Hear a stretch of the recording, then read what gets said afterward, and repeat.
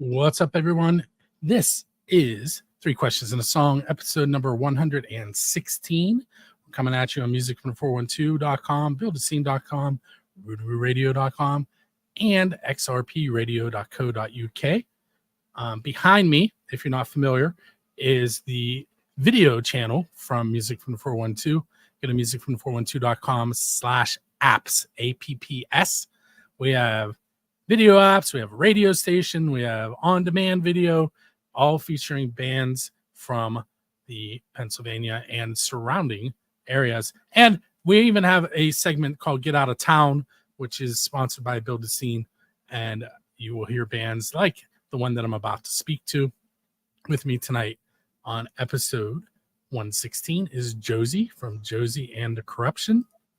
What's up, Jozey? How's it going? Not too bad. All right. So the video thing behind me is new. I think I like it. It's probably going to stay. Yeah, it looks awesome. So I had a different way of doing it today, and then I was like, why am I doing too many steps? But we won't get into that. Anyone who knows what I'm going to talk about, there was a video capture card involved. It wasn't needed. So it's been a while since you've been on. Yeah, about 2 years. And for anyone who's not familiar with Jozey and the Corruption, they are out of Ohio. What city in Ohio? We're in Akron. Yeah, Akron, Ohio. Okay. I didn't want to say the wrong one. Did I ever tell you about my trip to Akron when I was in college? No. So I used to play lacrosse. I was a goaltender. Okay. And it's big over here. Played in the Rubber City tournament, and it was like February, and it had snowed and it was melting, so there was muck everywhere. And we were playing against this team from Canada. They were a junior B team, which is like a minor league lacrosse team. Yeah. And they had an attackman who, at the time, we called them old heads, which means they're about my age now. Okay.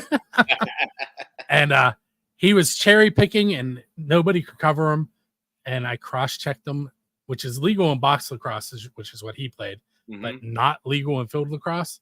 And I buried his head in the mud and had to grab him by his ankles and pull him out of the mud. And nobody came after me. It was great. Where were you guys playing? On campus. Okay. I couldn't even tell you what the field was. Yeah. But it was an interesting trip. I was going through a drive-through at a fast food place. I think it might have been a Wendy's. Okay. Before the tournament. There was a tow truck in front of me, and the big metal piece that you drive the car over on fell off, and I drove over it. Oh. And I was driving my my girlfriend at the time, her grandfather's car. Whoops. Yeah, I've got a couple friends at work, Mike, who might be listening, and he's big time into lacrosse. He was a really good high school player, and I guess his brother's like legendary up in Hudson and stuff. Yeah, they're all into lacrosse. So I've learned a thing or two about it the last couple of years. Yeah, I played in college. I coached a couple years of girls' high school lacrosse. Okay. And then my twins were born, and that was the end of lacrosse. My my brother-in-law and my two my niece and my nephew, they live in Maryland. It's huge down there, and they he played in college. The boy played in college, and then Jozey, her name's Jozey. She played up until college. She didn't play in college though. Yeah. I didn't pick it up until college. It was a club team, clearly. Yeah. I was playing roller hockey with the ice hockey team, and ice hockey season started, and I needed something to do. And there was a sign that said men's lacrosse, no experience necessary. I said, I don't have any experience. There you go. That's how I find every job I ever had. No experience needed. So speaking of experience, I have to ask, okay, the title of the new album that we're going to play a brand new track off of is It Sucks to Be Second. So I feel like there's probably an experience there. Yeah. Number two. Yeah. Yeah. So the first album was called One, and the first one did really well. And it got, we won on this blog out of California called Rock and Roll and Other Noises. We won the best EP of the year. We beat Billy Idol, Suck It, Billy Idol. And then, so we just decided, hey, the first album was pretty good. It's going to be hard to follow that up. And I've had the idea I wanted to name it number 2, kind of like that Led Zeppelin thing, but I wanted to add some flavor to it. So yeah, we're doing 4 EPs. I have them all laid out, all the names laid out for them, and they're all funny as heck. If I recall, on number 1, the tracks that I've heard were kind of more like there was punk influenced rock. Yeah. And I was listening to Grip again. I've listened a handful of times since you sent it to me. This one feels more like arena rockish, kind of, with a little southern feel to it, maybe. Yeah. And so, like, how do you make that transformation? Like, what got you there? Well, what's funny is the first 2 songs I wrote for Jozey and the Corruption back. The first time you had us on, I had Jeff Graham in the band, Yes, when we started, we were definitely Jeff's a punker. And so we have that punk influence. But the first 2 songs we wrote were Sin City Outlaw off the first album, which definitely has that punk feel, and Grip. I still have Sin City Outlaw in rotation. So. That's awesome, man. I love that. It's also one of the funnest songs I've ever played to play live. Like that riff and the drum beat, you can't sit there and not be fired up when you hear Sin City Outlaw. You just can't. It's impossible. And anyhow, I wrote Grip at the same time, and Grip did not have that kind of punky feel, and we never kind of found where we wanted. And then one day, Jeff had come up with a chorus for it musically, and I changed the whole lyrics, and yeah, it definitely added that big kind of arena 80s rock and roll feel to it. I think like the intro lick has kind of got a southern rock feel. I don't know. It's just got a cool mix of everything that makes Jozey and the Corruption a little bit different. Sorry, I was a little bit of pink there, but below me, it says corruptionakron.com. There you go. So you want to check that out. We'll get into that a little bit more. Yes. So if I'm going to ask you some of my, I don't know if I've ever, did I ask you the pizza question? You did ask me the pizza question last time. I was listening to that was a great interview, by the way. We had a blast that Nice. night. You and I had a blast that night. Yeah. You did ask me the pizza question. Has it changed? No. Okay. Did I say Fiesta? I don't remember. Yeah, Fiesta has been my favorite since I was a kid. I might have said something else that day, but Fiesta has been my pizza since I was a kid. Yeah. That's an Akron, Cuyahoga Falls. Everybody grew up eating Fiesta pizza and chicken. There's this place in Pittsburgh called Slice on Broadway. Mm-hmm. And the slices are like this big. Yeah. And I was less than a mile from there this week, and I've never had it. And my daughter was with me, and I could not convince her that that's where we were going to eat. So we did the Pittsburgh thing, and we went to Permanis. I ate when I was in the Marines way back in the day. I was in San Diego going to some school out there, and that was the funnest time I ever had. I won't get into stories, but that was one of the funnest times I ever had in the Marines. Anyhow, there was a pizza place there, and they were like a New York pizza joint, and they had the big, huge. You walk in, and for $2, you get a half a pizza, basically. Yeah. Yeah, and you get a beer. It was one of those kind of things. Yeah, that was good pizza, man.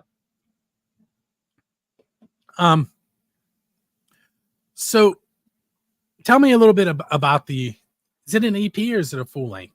It's an EP. Yeah, we decided instead of doing like one full length or 2 full lengths, we were going to have some fun and do 4 EPs.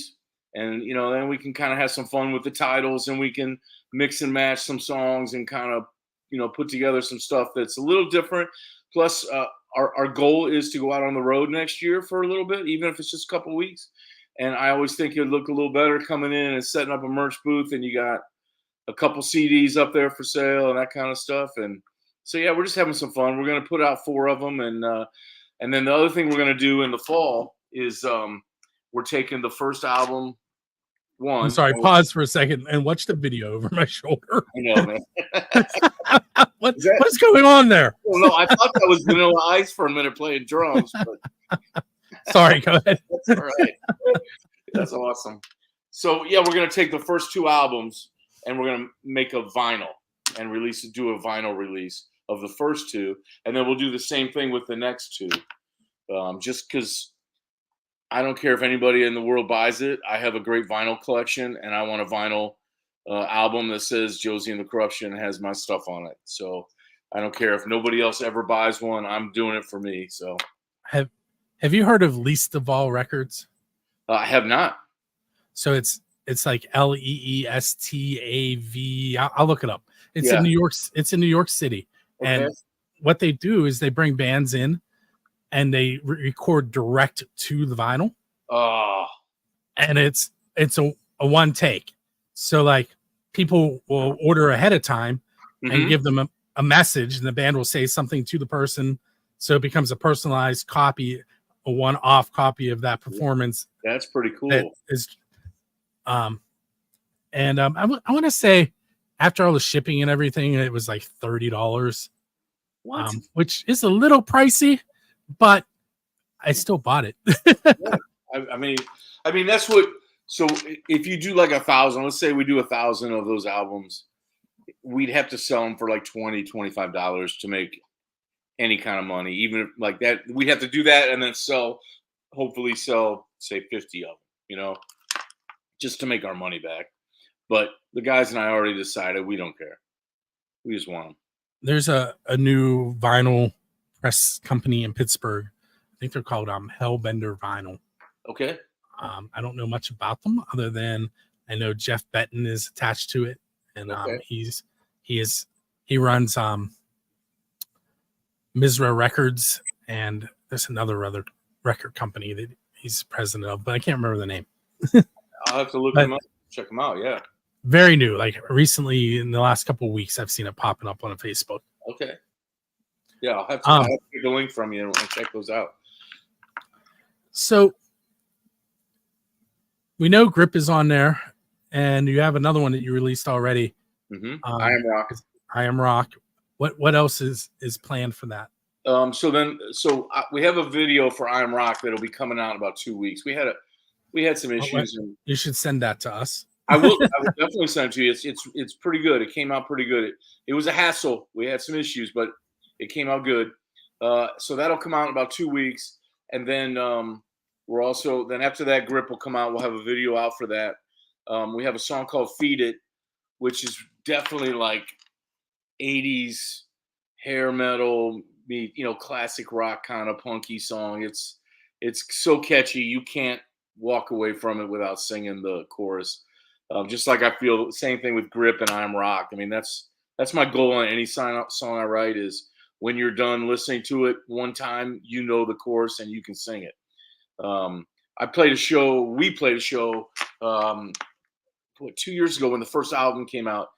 We opened up for Angel at the Empire in Akron, and it was sold out. I mean, it was cool little place. It's closed now, but really super cool. And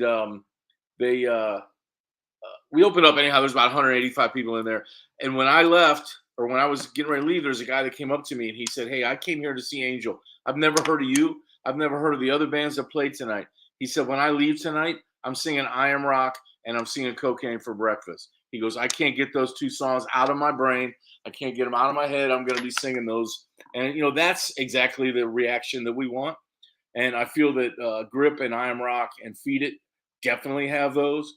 The other two songs are a little bit different, and they're not as made to be that kind of catchy.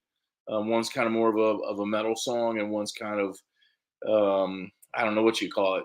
Faster Pussycat meets Megadeth. I don't know. Something a little bit different. Yeah. A little bit different. Yeah, well, if you've heard it, and like Joe Acosta out there right now watching this, he knows that's kind of how we describe it to each other. That's what it sounds like. Very cool. Yeah.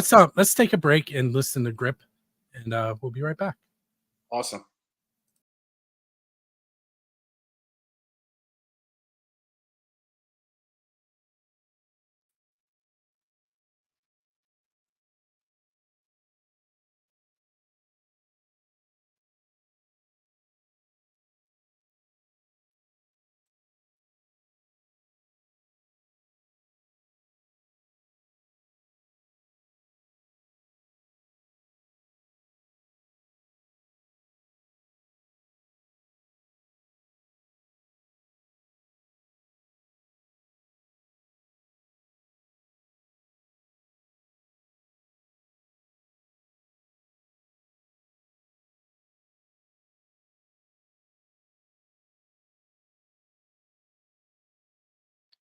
Okay, so that was Grip from Jozey and the Corruption. We are back with Jozey. What's up, Jozey? What's up? I'm doing all kinds of button clicking. So busy. Yes.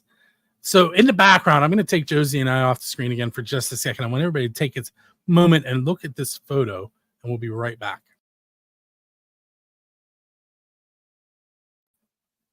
And for those of you on the radio, I know you can't see that photo. That's why I didn't leave it up for very long. But I am a photographer. I do take promo shots and gig shots of bands here in the Pittsburgh area. And I was telling Jozey off the air, this one is amazing. And because it's so amazing, I want Jozey to give a little shout out to the photographer. Yeah, that's our boy Josh Richardson. He did all the photos for the first album. He did all the photos for this album. You can find him on he goes by Josh Rich on Facebook, and then I think he goes by J Rich on Instagram. I'll put a link up on our site so you can go to check him out. He does a great job, and he'll work with bands. He'll go where you want to go and do what you need done. Wow, we went around downtown Akron because we're from Akron. We try and put it in everything we do, and he was cool. He drove around with us wherever we wanted to go, do whatever we want to do, and he's a good buddy of mine, one of my best friends, and yeah, he's phenomenal. Thanks for saying that, man. He'll love to hear that. So tell me a little bit about the song Grip that you haven't done yet, like a MTV Storytellers moment. So yeah, it's about a breakup, and it's about a breakup that you're not necessarily into, that maybe you didn't choose for the breakup to come along, and it's some of the initial emotions that I was dealing with through that. And then as the song progressed, it's probably changed 25 times, but the lyrics have pretty much remained the same, other than we added the chorus used to just be kind of saying the grip, and it just didn't work. And I made up the new chorus, but it's based off the same thing. It's just, I don't write songs about I'm in love or I got dumped, or I write songs that listen to the first two albums, and this is the only one that's kind of like that. It's about trashy girls you meet in a bar, and it's about finding stuff to party with and stuff like that. And it's just this one was just about somebody that stuck in my head. I wrote the lyrics and had them around for a while, and just kept fine tuning them. You know what I mean? Right, so I've been doing this a little bit on and off, but I'm looking over your shoulder. And I see there's a Rat Poison concert, maybe. Oh, yeah, dude. I got concert flyer. And what all you have hanging up there? I got my little bar here. I got all kinds of cool stuff. I got the last show over here is the last show from the Empire, cool bar in town. I got that's LA Nights. I was in the band LA Nights. That's one of our shows there. That's the first Motley Crue show that they ever did at the Starwood, and I don't know how true it is, but I was told by the guy that gave it to me that he was a chef for Nikki Sixx for a while, that Nikki gave that to him. I don't know if I believe it. Either way, it's freaking cool that I got it.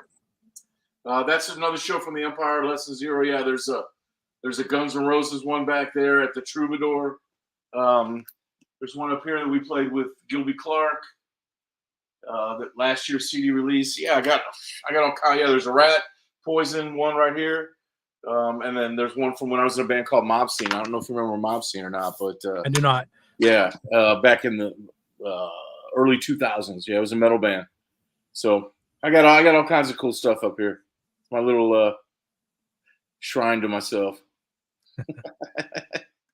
I did a Pennsylvania Rock Show episode 2 days ago with Terry Blair from Parabellum, and he was sitting in a room. And there were like 17 guitars in the room and one bass. And and he's a bass player. Every bass player wants to be a guitar player. Every bass player wants to be a guitar player. They may say they don't, but they want to. I keep all my guitars down the basement, or I have a couple hanging on the wall over there. So, all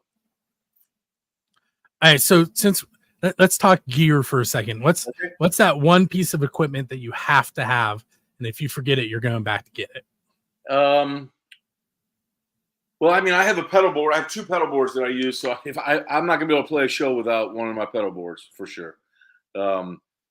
Yeah, I would have to say one of those. I have one that's like cool old school pedals, you know, that you step on, and then I got one that's like my yeah, and It I was got on one cue. and I got one that's a line 6 and has all the pedals built into it, and you run it into your amp. I use those depending on what we're doing. If we're doing all originals, because sometimes I do covers in bands or whatever. If I'm doing all originals, I take my old school pedal board, and if I'm doing covers, then I take the line 6. Yeah, Very cool. yeah.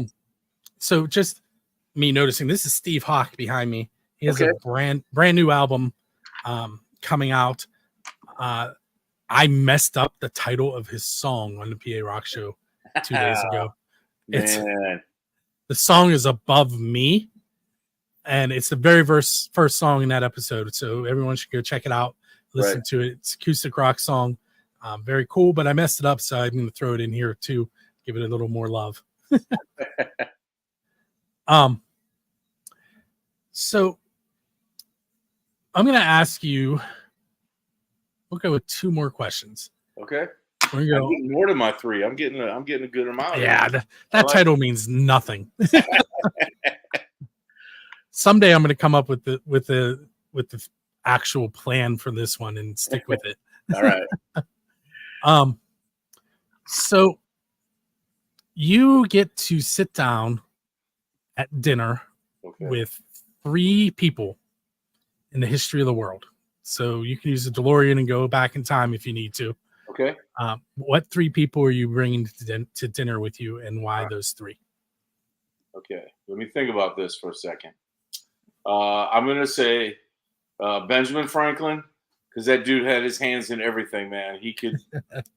He's got to be one of the smartest guys to ever walk the world. I'd love to sit down and just hear how he found some stuff. So I would say him. Wow. President, this is going to sound crazy, but I just listened to a book. I listen and read to a lot of books, or read a lot of books. And I just finished one recently about Franklin Roosevelt, man. And that guy was just amazing for what he did for this country. I wouldn't mind sitting down with him. And then I'm going to add somebody for music, and I'm going to say I would love to sit down and talk to Jimmy Page about how it was to record that first album and do that second album, just the stuff that he did. Him and I were born on the same day. I just got a feeling that we'd have not the same day. Right. Same day, different year. Yeah, he's a little bit older than me, but we have the same birthday. Yeah, so I wouldn't mind. I mean, you know, that would be a good one. Yeah, that'd be an interesting meal. So Ben Franklin was who you said for the first one, right? Yeah. So all those guys that are like entrenched in our history, Mm-hmm. they were all like late teens, early 20s, mid 20s when all that went down. Yeah. I don't know how many people realize that. when I like Franklin's one of those guys that seemed like he was ancient because he looked ancient and because he wore himself down so much, but he wasn't really that old when he died. I can't remember how old he was right now, but yeah, those guys were way younger than we thought they were because they had the gray hair, and back then you lived to be 45 or 50 if you were lucky. So, I'm gonna guess that we're both over that. I'm definitely over the 45 mark. I'm not over 50 I'm yet. definitely past that. Yes, sir. Yep. But Nikki Sixx says you're only as old as the girl you're dating. But my wife's 27, so I'm doing okay. So Paul Cha from Black Ridge here in the Pittsburgh area. If you're not familiar with them, you should check them out. They're like a blues rock funk thing. It's so cool. Yeah. What are they called again? In fact, Black Ridge. And earlier when I was talking about the Least of All records, it's them. The one I bought is from them, Black Ridge. Okay. So his question is he wants you to ask Jimmy Page why he decided to steal all those old blues guys while you're having dinner with them. Oh man, you should ask Robert Plant because he stole more from him than Jimmy Page did. But. All right, so let's see. Last question for you. Let's see if I can come up with something. All right.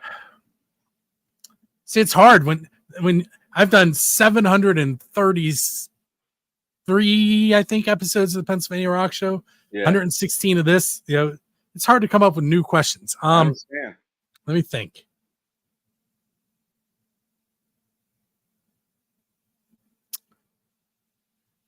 I'm going to ask you one that isn't new, but okay.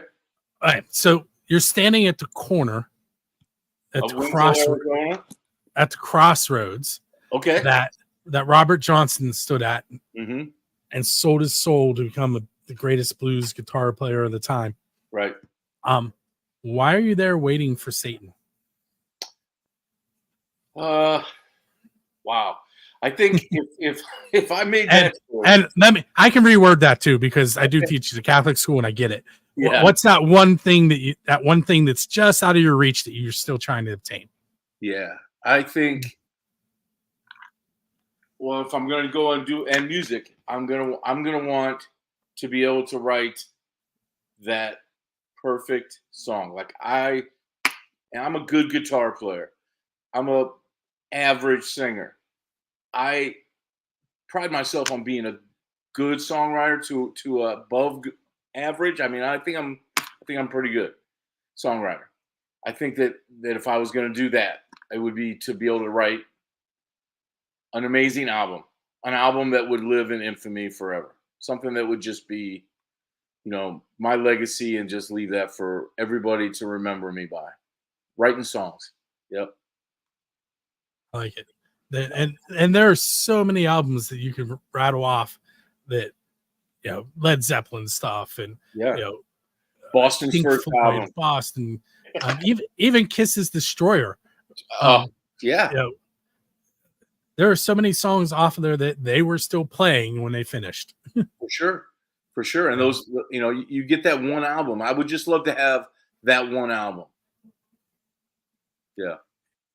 But all right. Well, Jozey, I want to thank you for hanging out with me tonight. All right. Do I get to ask you a question?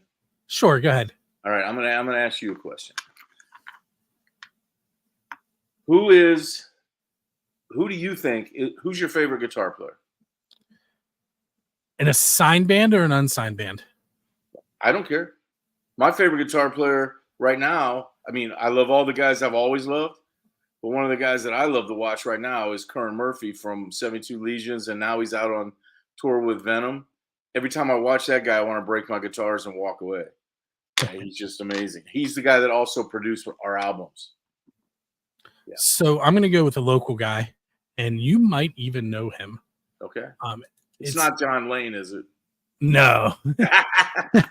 It's Mike Pallone from the band Skell. Oh yeah. Him and I've never met and hung out, but I've seen him play with Skell. And it's close second, I would go with Paul Peterson from Big House Pete. Okay. You can almost interchange them. Different styles, but both are phenomenal. You know who I've been listening to lately? You remember Blues Sarceno? He played with Poison for a minute. He was a young kid. He took CC's place. Yeah, he's into that dark gothic country blues rock thing that's going on. And I've been listening to him lately. It's pretty cool. I'm gonna throw out another local guy. All right. And it's because Paul's in the chat room.